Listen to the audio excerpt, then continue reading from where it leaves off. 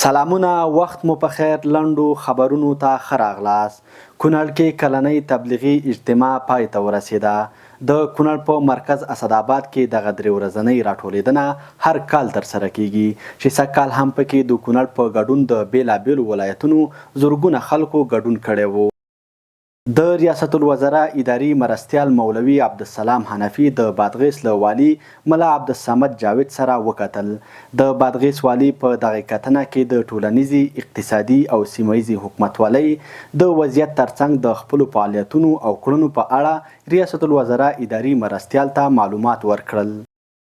د افغانستان د بهرنیو چارو وزارت وزیر مولوي امیر خان متقي د مسکو فارمیټ شپږمې ناستې په څنډه کې د روسیې فدراسیون د بهرنیو چارو وزیر سرګي لاروف سره په کتنه کې د دواړو هیوادونو ترمنځ په دوه اړخیزو سیاسي او اقتصادي اړیکو او سیمهییزو چارو خبرې کړې دي.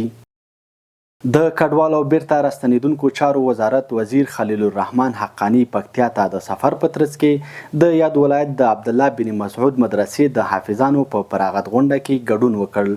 هغه په دغه مراسمو کې دیني او عصري زده کړو پر اهمیت ټینګار وکړ.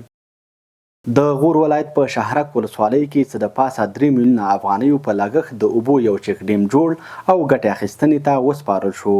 دغه چک ډیم څه د پاسه 12,000 متره مکعب اوبو ذخیره کولو ظرفیت لري او څه باندې 350 کورنۍ به ترې ګټه واخلي.